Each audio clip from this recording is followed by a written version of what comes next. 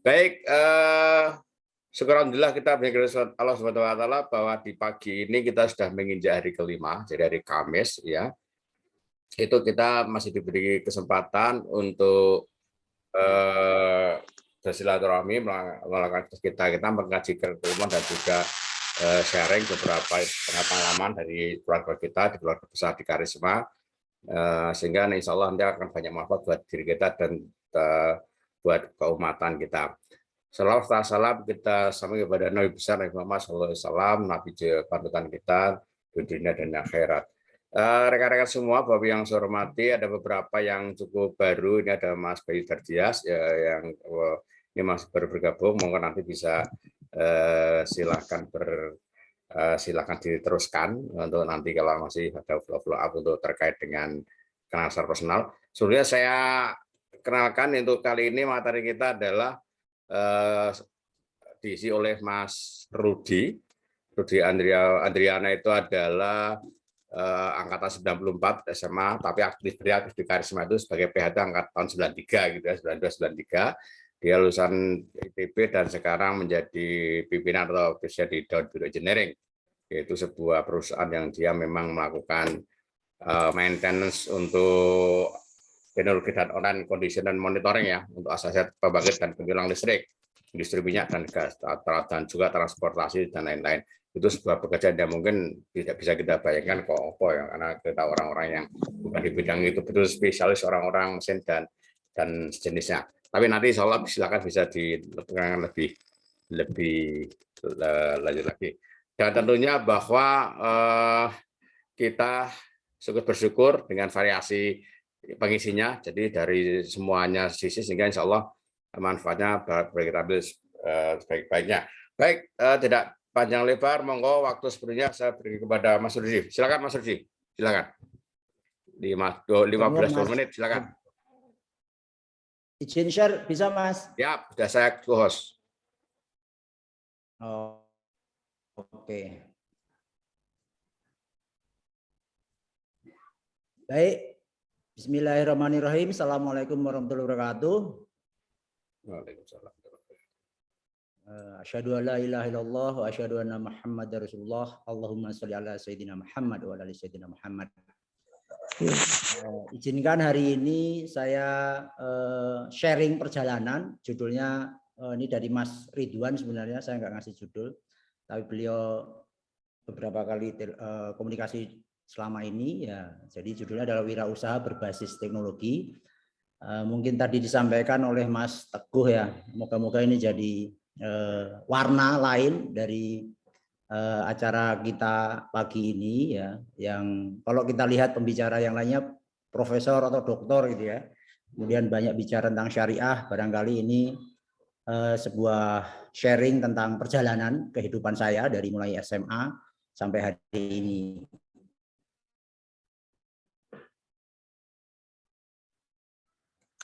Membuat struktur apa yang akan saya sharing. Pertama tentang menyambungkan titik-titik kehidupan, di mana perjalanan hari ini adalah sambungan dari titik-titik kehidupan sebelumnya, terutama zaman SMA, karena itu yang membawa saya kemudian melakukan perjalanan ke Bandung dan sampai hari ini.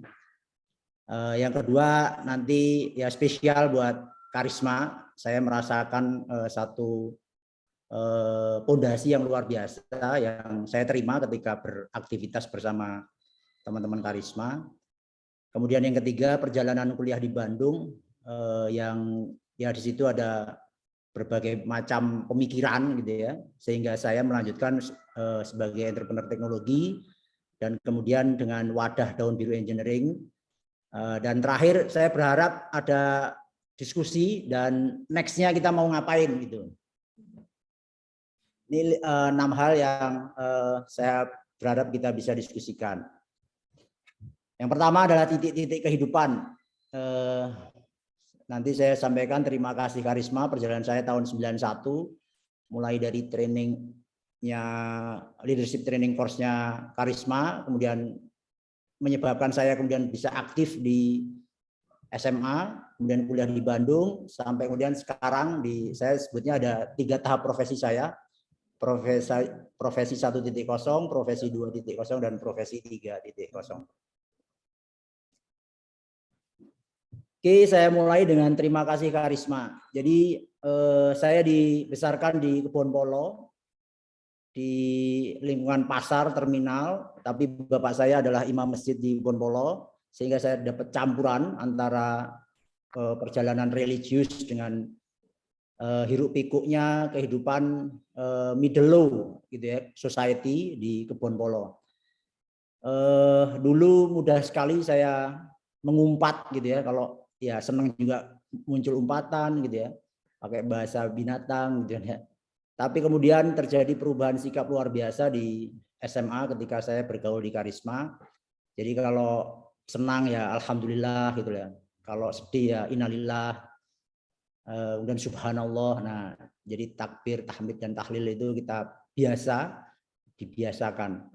Ini adalah perubahan sikap yang lain adalah ketika ya semangat. Jadi kita ketika masuk sekolah itu ada suatu hal di luar pelajaran yang mendorong kita untuk bisa bersemangat. Jadi pada saat itu saya cukup semangat lah belajar gitu ya, gara-gara motivasi juga di lingkungan Karisma itu kalau siswa muslim itu ya harus pinter gitu. Harus bisa bersaing dengan teman-teman yang lain. Kebetulan ya alhamdulillah kelas 1 saya dapat ranking 2 di kelas. Ranking satunya tetap teman dari Chinese ya. Tapi itu juga menunjukkan bahwa kita bisa bersaing, dan kemudian gara-gara Karisma juga saya dapat sahabat-sahabat sehingga kemudian mendukung saya untuk aktif di SMA. Saat itu saya dipercaya karena aktifnya di Pramuka, dari mulai ketua-ketua panitia, akhirnya saya jadi ketua DKA tahun 93. Ini saya special thanks kepada para pengurus umum saat itu, terutama Mas Teguh, Mas Ridwan ya, Mas Murdoko, Mas Nungki, Mas Hamdan yang cukup intens beraktivitas dengan pengurus harian saat itu. Pengurus harian saat itu mungkin saya sedikit sebagian saja saya sebutkan. Yang ketua kami adalah Frisdian, sekarang kolonel di Angkatan Udara. Kemudian sahabat saya almarhum Agus BK, kemudian almarhum Ahmad Nuryadin. Ada sahabat saya yang sampai hari ini sekantor ini, Iman Esa Jito. Kemudian sahabat saya yang sama-sama di ITB, di Elektro, Setio Nur Susilo, AK Basten gitu ya. Kemudian saya sebut juga Wahyu TP ini. Saya nyebutnya Pak Wali. Semoga ini menjadi next wali kota Magelang.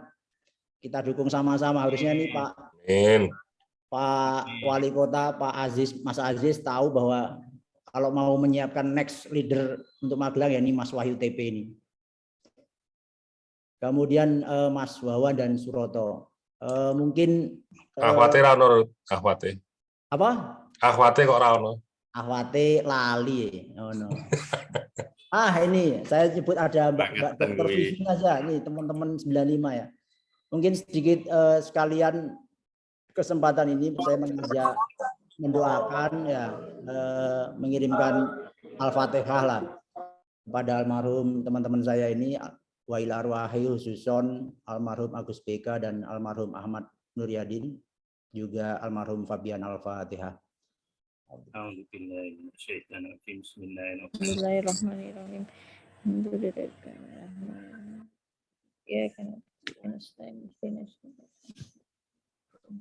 Ya, teman-teman ini yang banyak sekali mempengaruhi saya lah kalau saya ingat perjalanannya ya.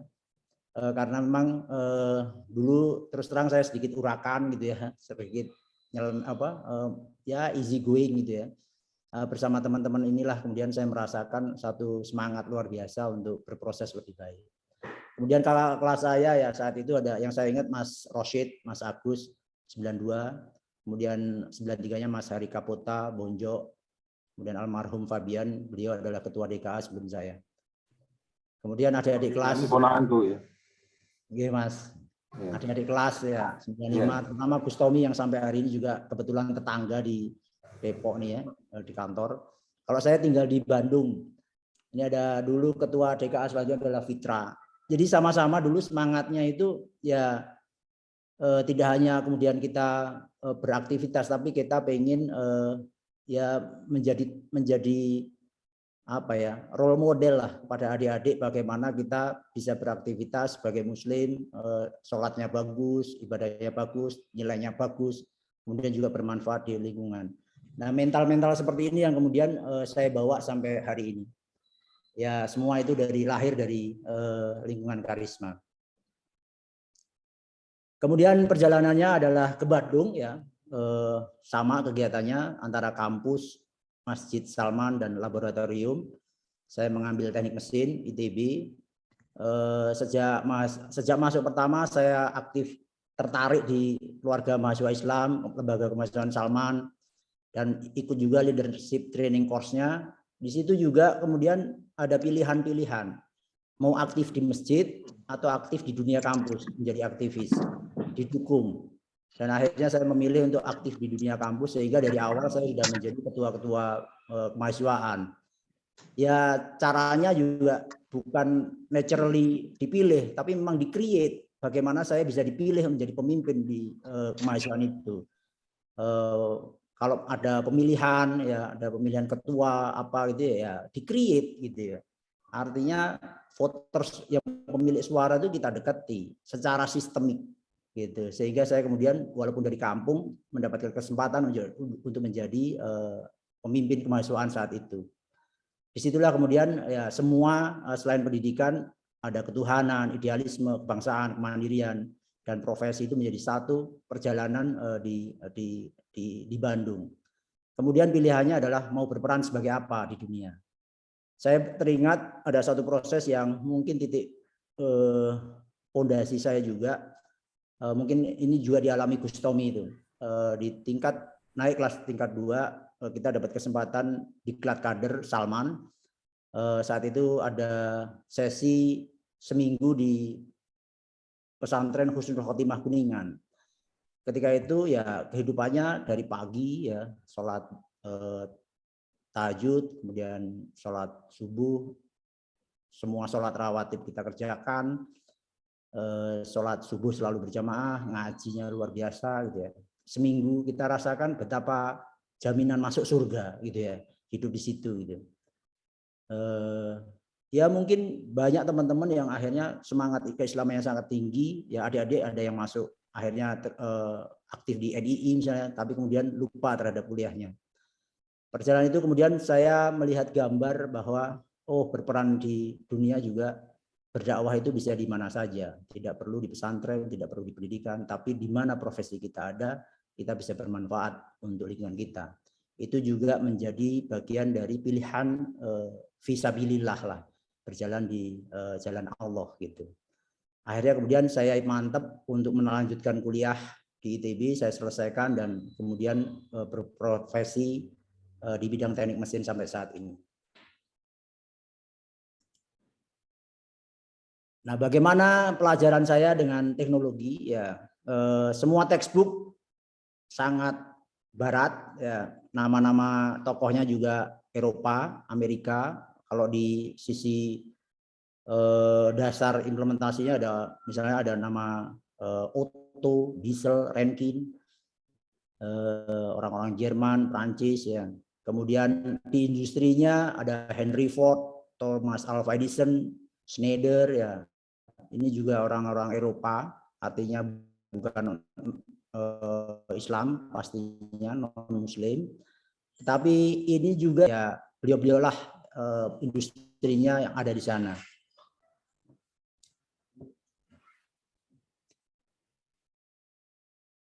Kemudian selama kuliah di ITB, saya bertemu dengan tokoh-tokoh profesor, ya tokoh-tokoh teknologi Indonesia. Artinya bahwa bangsa ini juga melahirkan tokoh-tokoh teknologi yang sangat berperan dalam kehidupan kita. Kita menggunakan satelit, ya di situ ada profesor ya yang memang ahli di bidang itu. Kita naik mobil, ya profesor kita juga punya. Semua produk yang dibuat, yang kita pakai dari mulai piring, gelas, kemudian yang canggih-canggih itu di proses manufaktur. Itu juga saya punya profesor di bidang itu. Kemudian untuk metalurgi, ya pilihan-pilihan stainless steel, bagaimana kita memilih komposit misalnya hari ini, itu juga profesor kita, Indonesia punya profesornya juga. Apalagi penerbangan, selain Pak Habibie, di ITB ada Pak Utario Dilan, dan sekarang lahir-lahir profesor-profesor di bidang penerbangan. Kemudian saya sendiri langsung di bawah Pak Darmawan Harsokusumo tentang merancang sebuah permesinan. Jadi setiap benda yang kita gunakan itu ada bagian dari rancangan, desain. Kita juga punya profesor di situ. Termasuk misalnya kereta api yang kita naiki, ya, ahli-ahli yang memang mempelajari hal itu yang kemudian bisa kita nikmati. Teknologi ini memudahkan kita dalam melaksanakan kehidupan kita. Jadi dari situ kemudian balik lagi, saya melihat bahwa pilihan profesi bisa tetap di bidang kita, pilihan dakwah kalau misalnya dalam agama ya, juga tetap bisa di bidang pelajaran yang kita terima di kampus. Tentang teknopreneur sendiri, saya mulai tahun 2005, dimulai dari garasi. Kekuatannya adalah ide, kemudian persisten dan teamwork dan jaringan. Semangatnya mengisi kemerdekaan. Persiapan tahun 2004, terakhir ketika saya keluar dari sebuah pabrik, berdiri secara resmi 17 Maret 2005. Jadi bulan kemarin kita resmi 17 tahun. Ini berarti kita masuk tahun ke-18. Secara bertahap, tata kelola tradisional bertransformasi menjadi perusahaan modern yang menerapkan standar-standar manajemen mutu, baik itu ISO 9001, 45001 maupun 14001. Latar belakangnya kembali untuk bagi saya sendiri sebenarnya ini foto-foto pahlawan kami pasang di salah satu ruang meeting kami. Jadi semangatnya adalah mengisi kemerdekaan, apa yang sudah diperjuangkan oleh para founding fathers. Ini juga masih tentang motivasi. Ini data yang baru dari majalah Tempo bahwa kaya akan natural resources, energi di seluruh tubuh Nusantara, sehingga ya saya sebagai anak bangsa yang belajar teknologi seharusnya bisa berperan memproses ini semua, membangun kemandirian untuk kesejahteraan bangsa kita. Kemudian kalau kita googling ya Indonesia, isinya seperti ini, gambar itu hijau, indah ya. Jadi kalau saya menyebutnya kita sudah hidup di surga. Jadi harusnya munculnya adalah semangat untuk mengungkapkan rasa syukur kepada Tuhan Yang Maha Esa, kepada Allah Subhanahu wa taala.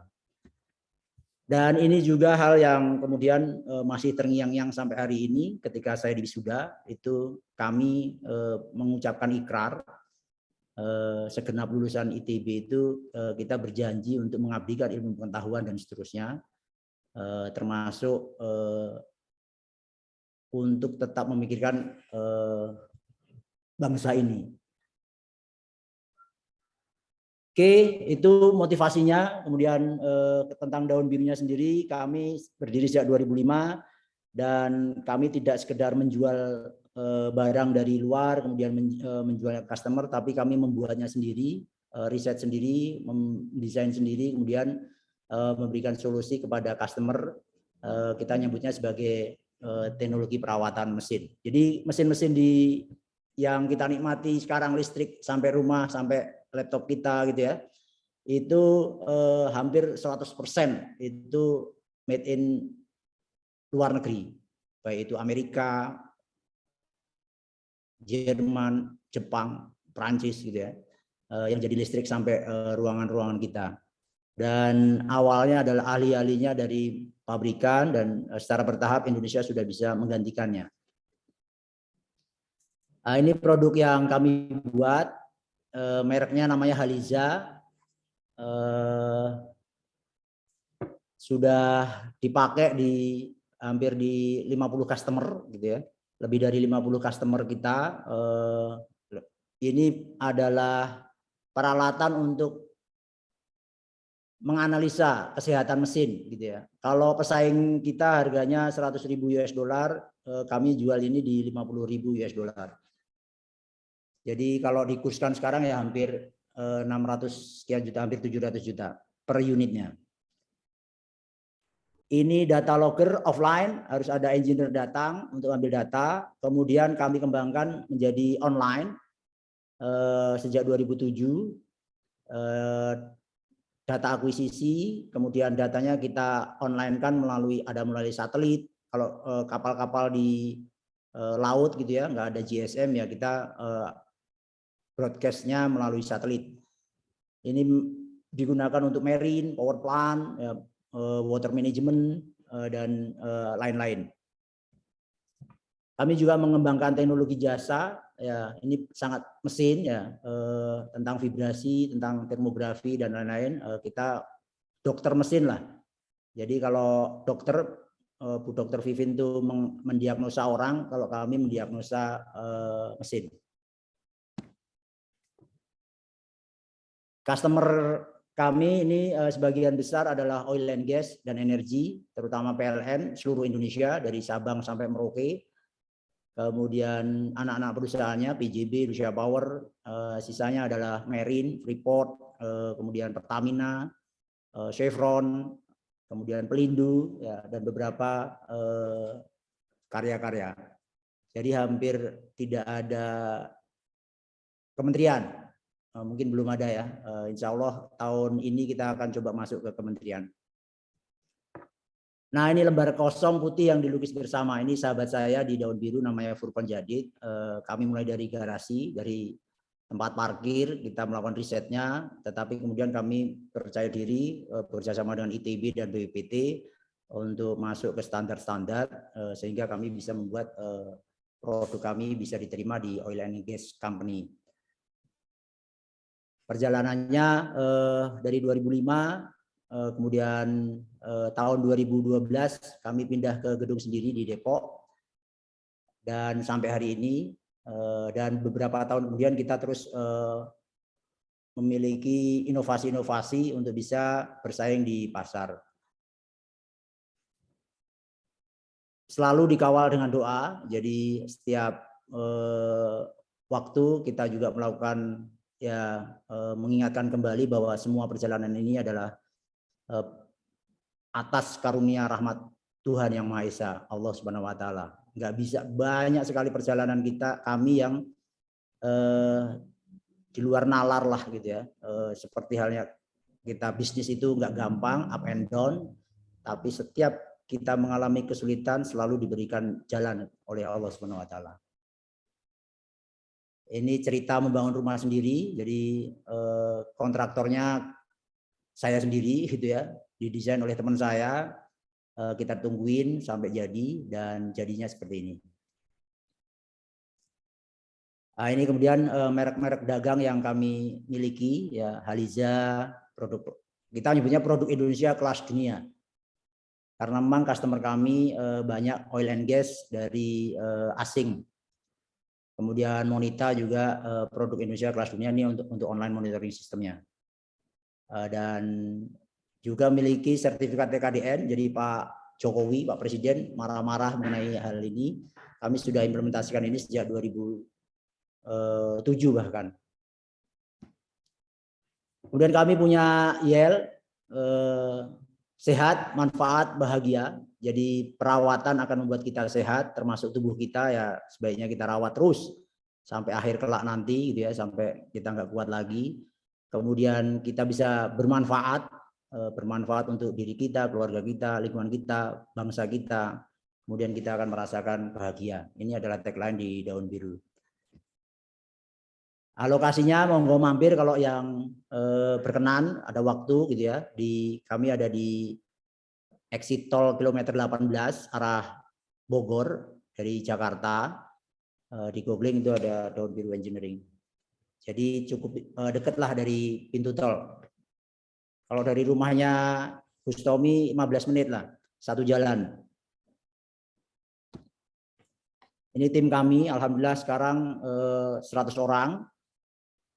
dari awalnya 4 orang, sekarang sudah berkembang menjadi 100 orang dan mayoritas adalah S1. Ini acara kami di awal tahun, ada kick off di 2022, beberapa tim kami yang sekarang ada. What next? Nah, ini diskusinya yang lebih menarik.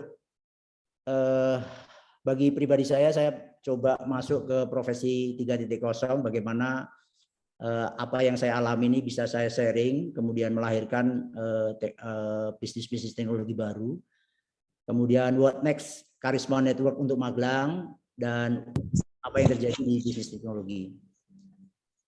Nah, ini yang saya lakukan hari ini. Saya aktif di Persatuan Insinyur Indonesia, di BK Mesin. Saya aktif juga di Asosiasi Industri Mesin Perkakas Indonesia.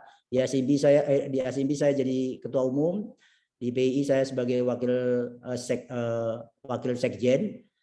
Kemudian saya aktif di Ikatan Alumni ITB menjadi salah satu pengurus pusat, dan saya juga yang mengawali coba menjalin kerjasama dengan PWNU Jateng. Ini lagi sedang kita rumuskan. Terakhir ketemu dengan Kiai Ubaid sebagai Rois Syuriah di PWNU Jateng. Tentang Karisma Network, nih what next gitu ya? Bagaimana dengan Kota Magelang? Saya merasa punya tanggung jawab ya untuk berkontribusi mensukseskan Mas Aziz sebagai wali kota Magelang, karena saya merasa profil wali kota saat ini adalah ya Pak Wali Kota ini kayak aku gitu. Kami mengalami proses yang sama ya, di SMA jadi Bantara, punya proses di Karisma gitu ya. Jadi dibandingkan dengan wali kota sebelumnya, ya Mas Aziz ini harus lebih sukses gitu. Nah, gimana caranya? Mungkin ini yang menarik kita diskusikan gitu ya, sambil kemudian melahirkan the next Mas Aziz gitu ya. Mas Wahyu TP harus siap-siap ini gitu. Kemudian kalau diskusi tentang peran umat Islam di bidang teknologi ya, terus terang kalau kita melihat saat ini ya merasakan gap yang sangat jauh kemajuan teknologi yang dimiliki umat Islam. Kita ini pengguna, adaptasinya juga paling terakhir gitu ya. Sementara teknologi saat ini dikuasai tetap masih oleh non Muslim, artinya Barat masih menguasai. Kalau tahun lalu Mas Fahmi ya, Prof Fahmi menyampaikan data-data tentang riset-riset yang ada di negara Islam juga masih cukup jauh gitu ya, bisa mengejar ketertinggalan ini. Kemudian bicara startup di Indonesia, tentang ya mungkin sekarang yang lagi rame GoTo ya, Gojek, ya alhamdulillah masih beberapa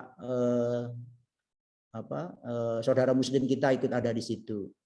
Tapi kemudian kalau kita bicara industri 4.0, metaverse saat ini gitu ya, ya Muslim hanya sebagai pengguna. Jadi ini adalah tantangan bagaimana struktur sosial berubah, metode dakwah juga harus berubah gitu ya. Yang menurut saya ya pilihan-pilihan tetap harus banyak lahir teknolog-teknolog dari Muslim yang punya kekuatan, yang punya dasar-dasar berislam yang baik gitu ya. Memang harus lahir tetap dan berkiprah di dunia-dunia seperti ini, tidak hanya di dunia dakwah secara pendidikan, tapi juga dakwah kita dengan segala hal di kedokteran, di teknologi dan lain-lain. Apalagi kemudian ya sekarang kalau di Indonesia cukup panas ini kan, kalau baca, mohon maaf nih, baca Karisma nih banyak lebih menarik bicara politiknya kan gitu ya.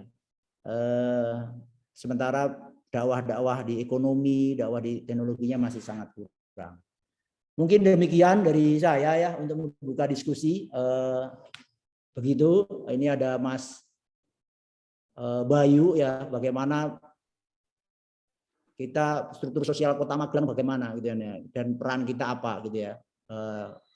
Mungkin lebih spesifik kita sukseskan dulu deh Mas Aziz sebagai wali kota supaya bisa memberikan legasi yang dikenang oleh masyarakat Magelang. Mungkin dari saya itu, terima kasih. Cukup, kita lanjutkan diskusi. Assalamualaikum warahmatullahi wabarakatuh. Waalaikumsalam warahmatullahi wabarakatuh. Matur suwun Mas Rudi yang telah memberikan materi dan juga pengantar berbasis pengalaman-pengalaman selama perkembangannya dari SMA, Karisma, kemudian bagaimana membangun Daun Biru menjadi berhasil sampai sekarang.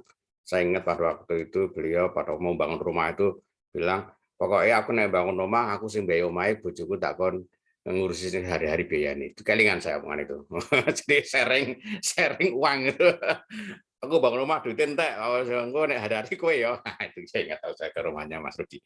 Baik, artinya ini menjadi hal yang sangat menarik sekali bahwa proses perjalanan beliau itu luar biasa, cerminan bahwa profil karisma ya harusnya model-model seperti ini harus kita capture, harus kita tangkap untuk menjadi bagian dari sejarah karisma yang nanti insya Allah perannya secara umum akan berimbas kepada keumatan. Pertama perlu kami sampaikan bahwa teknologi yang baik itu memang seperti kemarin Mas Frank sampaikan bukan untuk menjajah tapi itu berikan manfaat keumatan. Ini artinya Pored itu sudah masuk ke dalam posisi. Kemudian beliau sebagai dokter mesin hingga bisa mengetahui dan itu menjadi bagian yang sangat penting sekali berperan. Dan customer yang bagus salah satu yang besar di BUMN adalah PLN ya.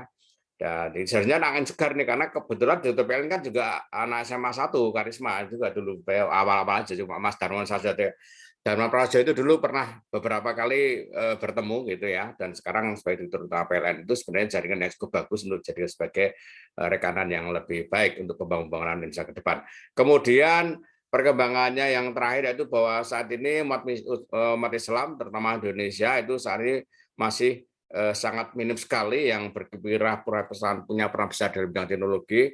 Berprofesor juga kebanyakan itu sudah ada, tapi fungsi kepada masyarakat itu masih minim dan sejarahnya masih banyak ke pendidikan, dan sehingga secara implementasi kita sebagai umat Islam masih sebagai pengguna teknologi bukan sebagai pemain. Jadi ini yang menjadi hal yang kita perlu garis bawahi. Dan yang terakhir yaitu dalam konteks kepada Magelang bagaimana nanti program-program salah satu profil alhamdulillah salah satu dari orang karisma bisa menjadi nomor 1 di Magelang sebagai wali kota, dan tentu ini di samping kita bersyukur menjadi tantangan sendiri kita untuk bagaimana punya peran-peran bagus untuk memberikan mendukung dari banyak sektor sehingga manfaat kepada Magelang menjadi semakin baik, dan juga kita berpikir ke depan ya mungkin bisa mencari beberapa pengganti atau katakanlah generasi. Salah satunya ya Pak Aruf sendiri jadi wali kota juga kalau kita mau merancang ya. Dia cocok kalau jadi wali kota Magelang mungkin gitu ya.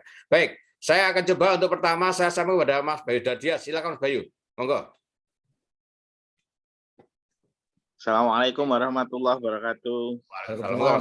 Waalaikumsalam. Malah nomor siji, Mas, aku ngacung carry ya. Nggak apa-apa, ini kan spesial karena baru masuk ini biar tahu semua. Yang lainnya udah sering ngobrol. Iya kan gitu, kita tidak one masuk kita lihat biar lebih dikenal gitu. Mas Bayu, on cam. Doktor di psikologi di Wiskopol. Monggo Mas Bayu silakan. Oke, perkenalkan saya Bayu Dardias, tetangganya Pak Umam. Nah, Pak Umam on cam juga. Itu wah ketemu tahun ini. Ya, satu RT dengan Mas Umam. Saya dosen di Visipol UGM. Tapi pernah kerjasama dengan Mas Rudi ya Mas, saya minta kerjasama manajemen, kita minta bantuan advice manajerial karena kebetulan ada usaha di keluarga istri saya di Sumedang, jadi yang dekat. Nah Mas Rudi, ini saya terinspirasi ya dengan apa yang disampaikan Mas Rudi, itu kan semuanya dibangun dengan visi ya. Jadi sangat menarik, semuanya dibangun dengan visi, bahkan semangat untuk mengisi kemerdekaan. Terus itu kan sebenarnya narasi klise ya, tapi kemudian ketika diterjemahkan dalam sebuah langkah perusahaan itu menjadi sangat menarik.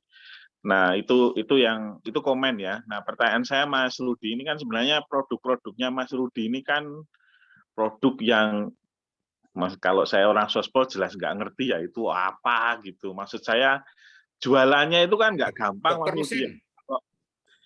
Kalau misalnya produksinya gelas, pasir, apalah besi gitu kan orang butuh ya. Ini kan barang aneh-aneh, harganya mahal, terus yang butuh itu sedikit gitu. Tapi mungkin kalau laku untungnya pasti banyak gitu ya. Kira-kira gitu sehingga bisa berkembang gitu. Nah, pertanyaan saya sebenarnya Mas Rudi itu jualannya gimana, Mas? Karena bikin produk sama jualan produk itu kan dua hal yang berbeda ya. Jadi ini kan menarik ya, bagaimana itu satu, dan yang kedua cara jualannya gimana kok bisa bersaing dengan selain sisi harga ya, saya kira kok bisa perusahaan-perusahaan besar itu percaya dengan produknya Mas Rudi itu aja. Matur nuwun Mas Rudi. Oke, monggo silakan Mas Rudi. Ya, jadi kami masuknya lewat jasa dulu, Mas. Jadi merasakan manfaatnya dulu,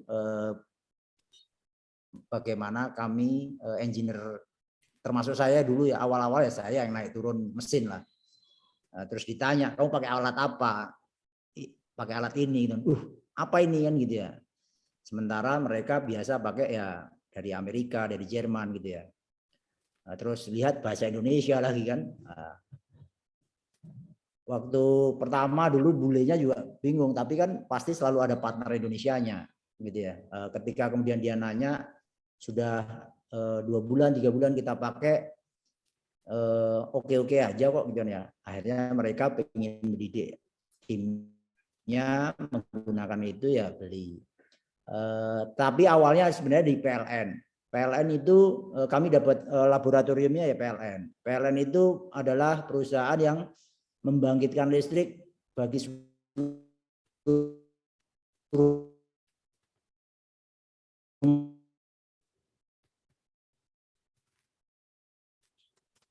nggak ada industri gitu ya. Jadi listrik-listrik di pulau-pulau tidak, kita sulit membayangkan kalau kita hidup di Jawa ya. Kalau di pulau yang kecil misalnya di Lombok gitu ya, atau ya pulau-pulau sekitar itu, sekitar Bali itu, mereka hanya menerima listrik itu malam.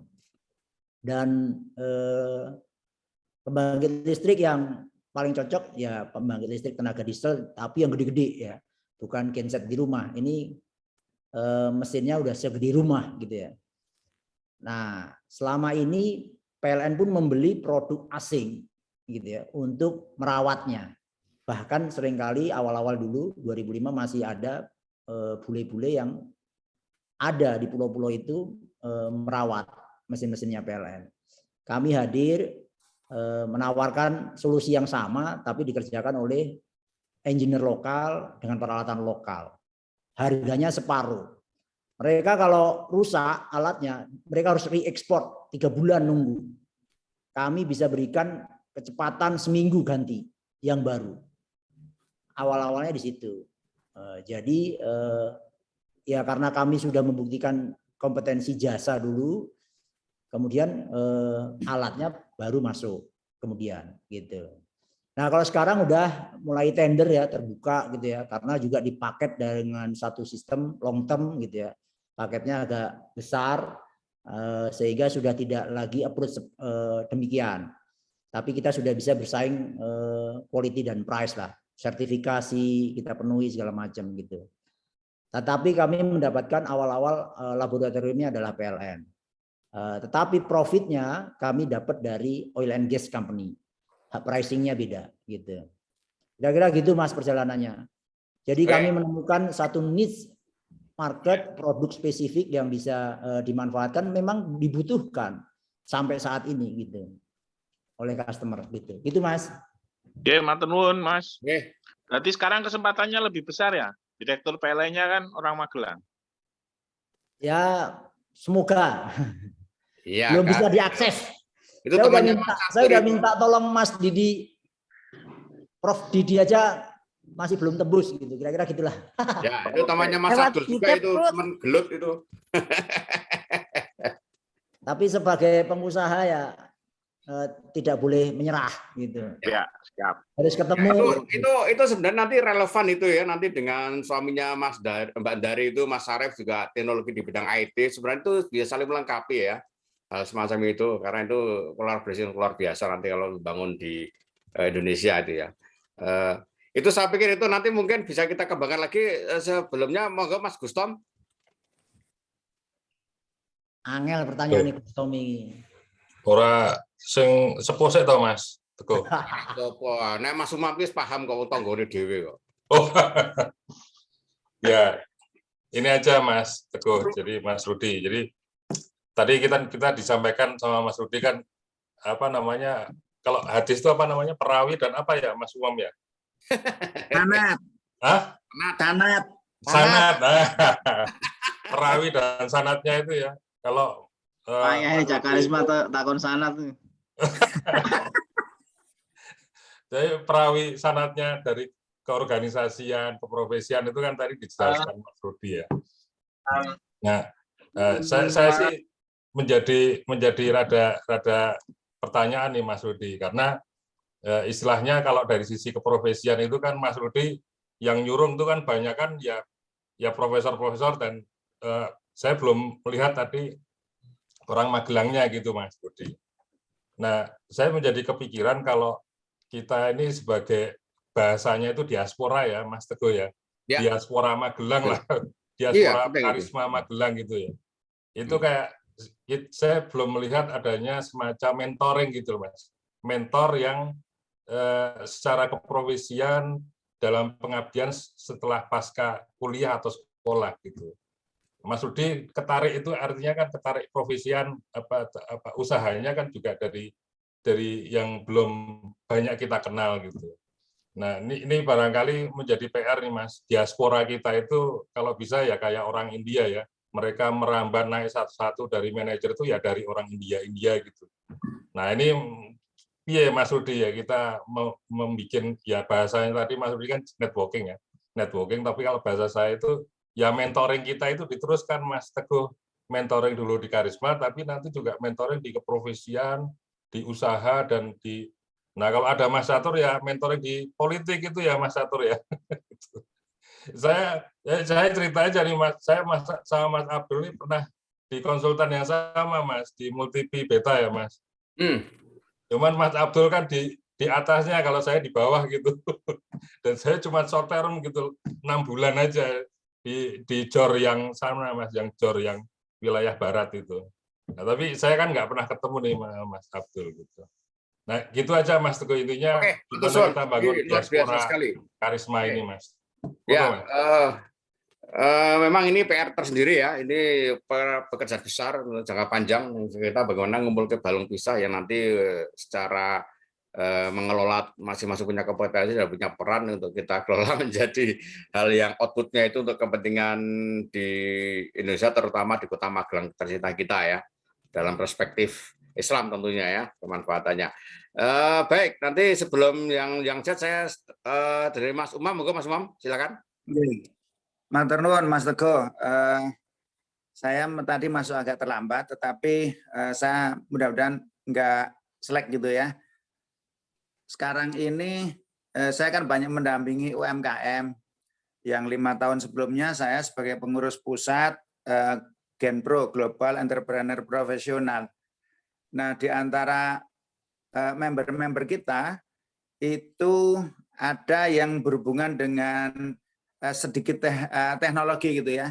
Satu rumah mesin, bisa nanti googling rumah mesin. Satu produsen alat-alat teknologi sederhana untuk pertanian, perikanan, ya, kehutanan. Yang kedua ada teman kita di padi mendatangkan bahan baku dari China itu untuk produksi pintu baja ringan ya, pintu dari baja ringan, dan juga sekarang masuk ke panel-panel yang sejenis dengan itu. Nah, saya tertarik nanti akan ajak 2 teman itu untuk ke perusahaannya Mas Rudi, atau paling tidak ketemulah ngopi-ngopi di Magelang. Apa nih Mas Rudi ke Jogja aja, ke Magelang, tarik aja Mas Umam untuk diskusi, itu lebih bagus itu. Dia sering ke Magelang, itu tenang aja nanti.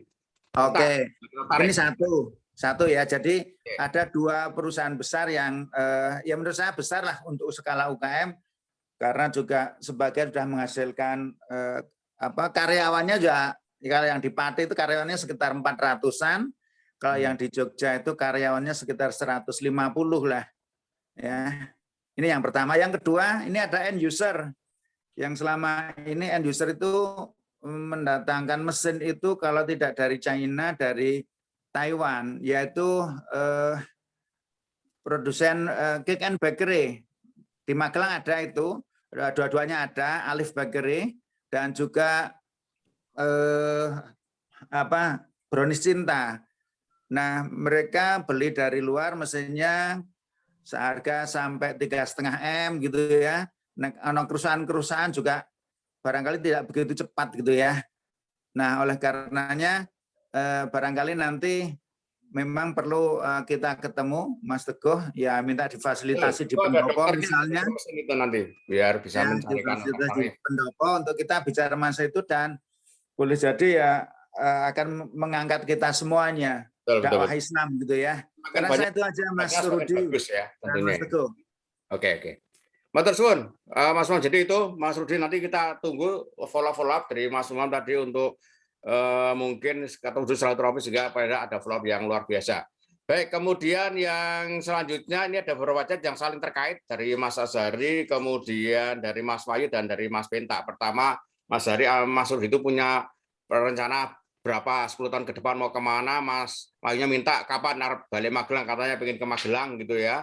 Artinya untuk bangun Magelang. Nah ini kalau sudah bangun Magelang, kemudian terakhir dari Mas Penta sangat relevan, pertanyaannya adalah bagaimana menerapkan renewable energi di Kota Magelang. Nah ini terkait sekali.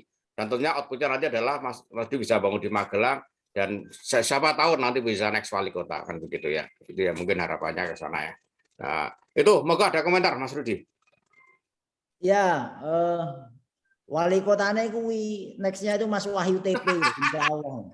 Di Mas Wahyu di, Mas Wahyu TP, kita beliau sudah mengabdi di Magelang, sama perjalanannya karisma, OSIS ya. Kita mengenal beliau sebagai tokoh juga ya. Ya harus disiapin. Pengalaman saya jadi ketua-ketua itu ya bukan saya sendiri yang maju gitu ya, tapi lingkungan saya yang mendukung.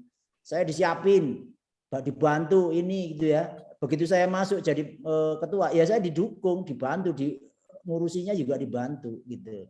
Jadi kalau sekarang kita mau menyiapkan dari lingkungan kita, misalnya Mas Wahyu TP jadi wali kota, ya mari kita siapin untuk muncul beliau gitu ya sebagai tokoh Magelang gitu. Kalau saya udah jauh lah di Jakarta gitu ya, pilihannya bukan kembali ke Magelang tetapi mendukung teman-teman yang memang sudah mengabdi di Magelang untuk muncul menjadi pemimpin-pemimpin yang kita harapkan. Jangan sampai balik lagi gitu ya ke, ya mohon maaf gitu ya, ke teman-teman yang gairah keislamannya masih kurang misalnya. Ini mumpung gitu ya, kita punya semangat yang sama gitu kan ya. Ya mari kita siapkan the next leadernya untuk apa, ya yang bisa komunikasi seperti ini kan ya, yang punya pengalaman, punya chemistry sejak awal gitu. Jadi menurut saya mari itu kita siapkan sama-sama, dari kita skenariokan gitu ya, kita dukung. Nanti kalau udah jadi kayak Mas Aziz udah jadi nih, siapa dari kita yang nempel nih gitu kan, bingung mau usul, bingung gitu kan ya. Sebagai contoh misalnya itu Magelang Teater itu punya Kota Magelang, sementara pemerintah kotanya numpang di Akmil, malah medusir gitu ya. Padahal kita punya akses untuk bisa membangun itu untuk menjadi fasilitas perkantoran pemerintah dan bisnis di Kota Magelang misalnya. Nah, cuman mau mengusulkan itu kepada siapa gitu ya.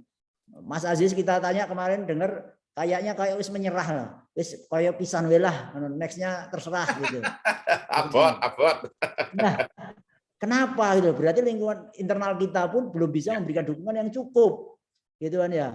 Menurut saya Mas Aziz merasa sendirian gitu menghadapi beratnya politik gitu kan gitu ya.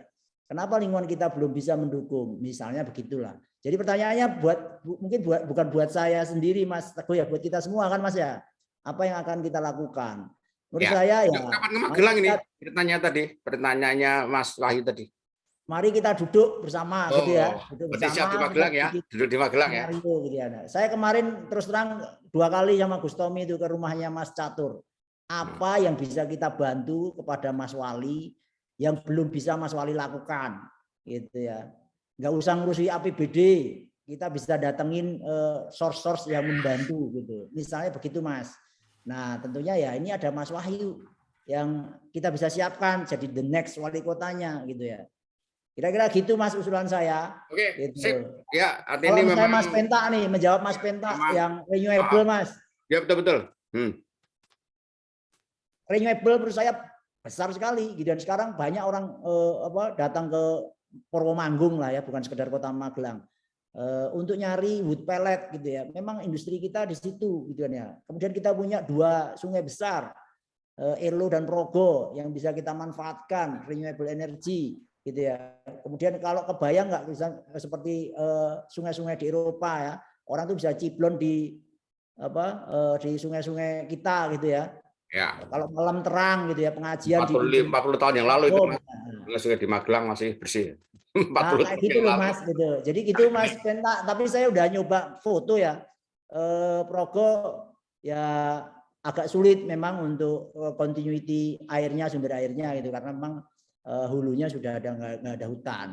Jadi kalau dijadiin PLTA agak sulit lah gitu. Mungkin gitu ya Mas Penta jawabannya.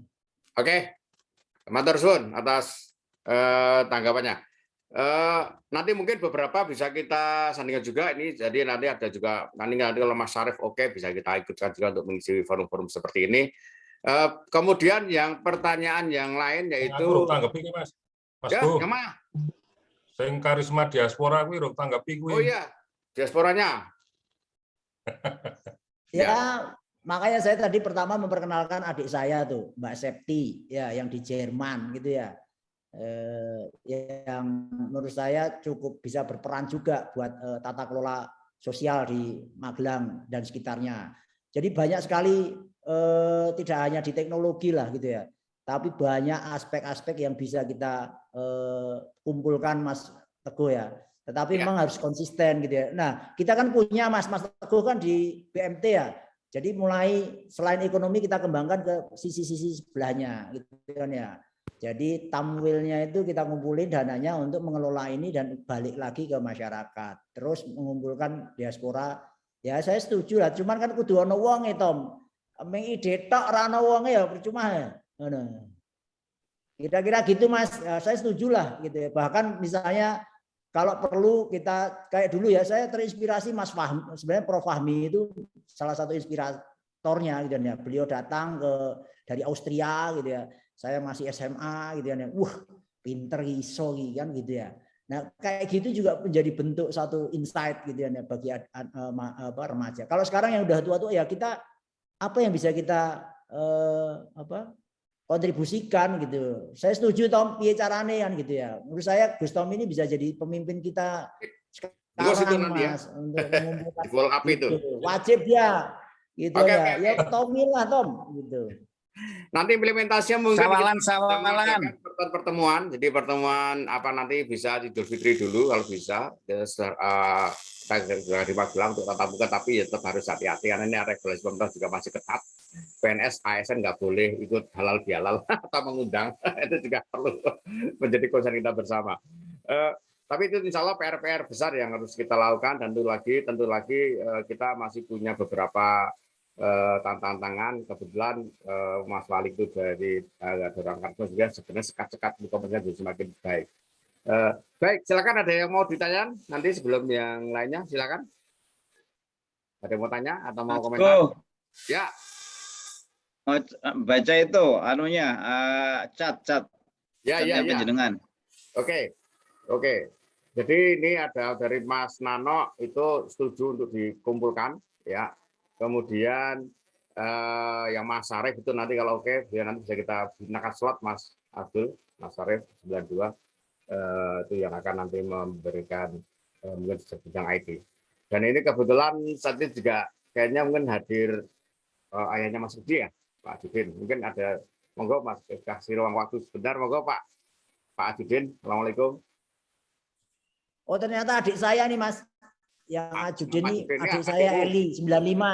Iya, 95. Karisma tahu nek kelingan Bapak jenenge Pak Ajudin. Ya, Bapak saya. Ya, saya itu kakaknya Mas Rudi itu juga aktif ya, perempuan tuh Isra di mana itu ya. Dulu pernah ikut. Ya, di Jogja Mas, Jogja. Oke. Baik, sebelum kita bahas yang lebih lengkap, ada komentar ditanyakan atau berdiskusikan, silakan. Oh, Mbak Warni nih, salam Mbak Warni, udah lama juga nih. Saya Mas Teguh boleh. Saya yang menyayangi. Nggih, matur nuwun. Kalau menyiapkan generasi yang baru misalnya ya, seandainya Mas Ajis maju lagi, bisa menjadi wakilnya. Tapi memang disiapkan sejak awal. Kalau Mas Ajis mau maju lagi loh ya, memang sejak awal ya nanti 2024 kita bareng-bareng sengkuyung.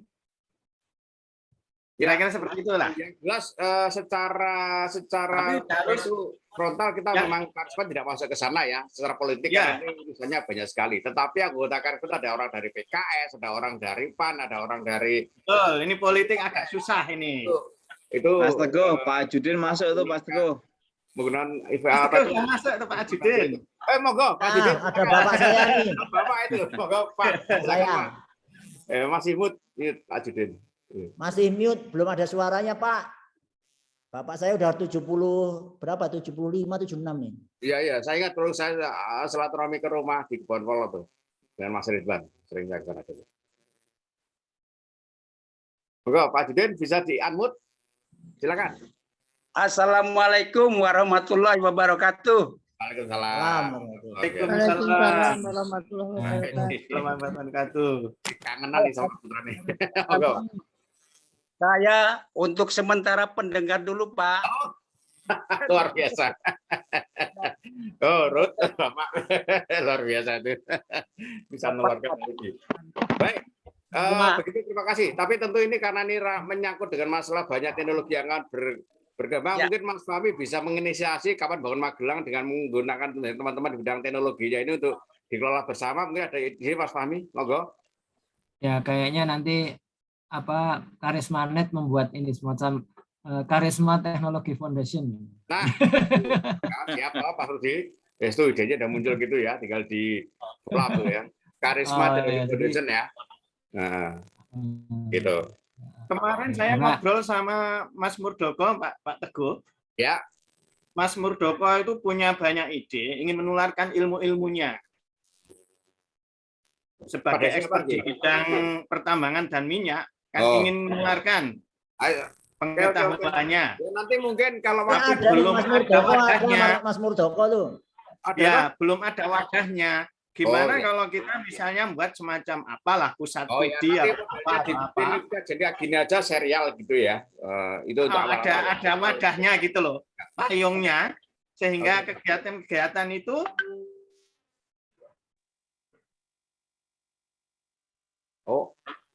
kok freeze? Mas Sari kok internet. Oke, nggak apa. Oke, saya pikir itu nanti luar biasa sekali. Ini Mas Murdoko dewi Mas. Ya. Om Doko, silakan. Matur. Ya. Pembimbing saya yang banyak diemnya. Assalamualaikum teman-teman semua. Waalaikumsalam. Waalaikumsalam. Waalaikumsalam. Spesialis kewanitaan itu. Enggak Mas Teguh. Minyak Mas Teguh. Oh, minyak, sekarang ganti minyak. Itu benar Mas Fahmi, itu kalau bisa membuat tadi seperti yang diusulkan Mas Fahmi. Sebenarnya dari kita alumni Karisma ya, ataupun termasuk juga istrinya lah atau keluarganya lah atau adiknya juga boleh.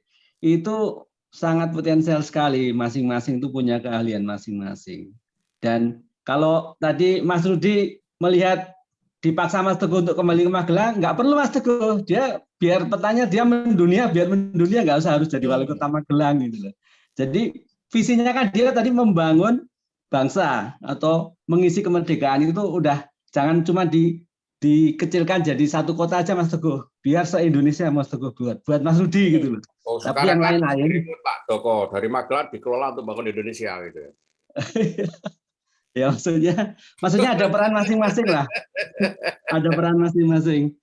Nah, itu tadi kalau benar ya, seperti Mas Rudi itu mau bantu Mas Aziz, benar-benar itu kita nggak kurang orang sebenarnya. Cuman belum ada komunikasinya Mas Teguh, netnya masih belum. Seperti tadi adiknya yang adik ipar ya Masnya, Mbak Septi kan di Jerman itu dia sanggup mau membantu apapun yang dia mampu lah dari bidangnya atau apanya. Itu sebenarnya banyak sekali yang lain, banyak sekali.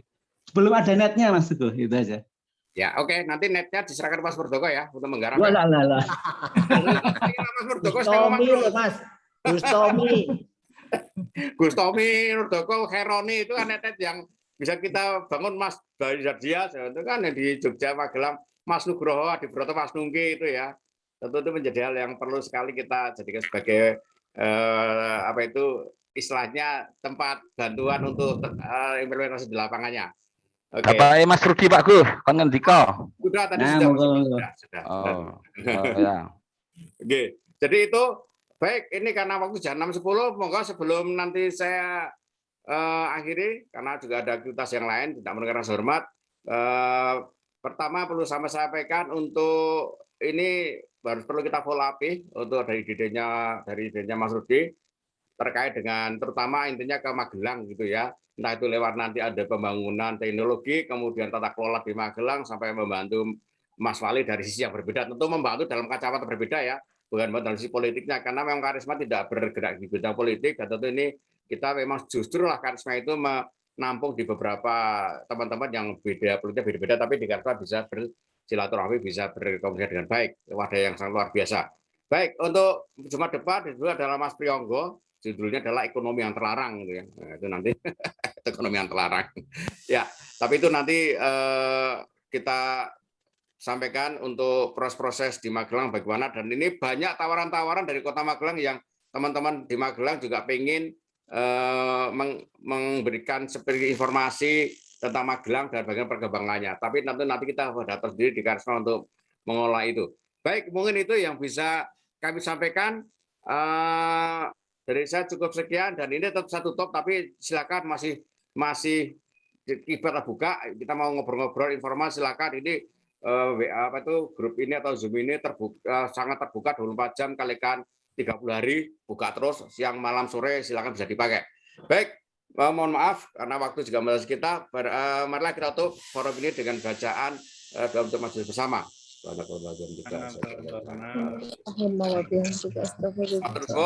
Assalamualaikum warahmatullahi wabarakatuh. Waalaikumsalam warahmatullahi wabarakatuh. Ini saya biar yang lainnya kalau Tidak lanjuti Tom.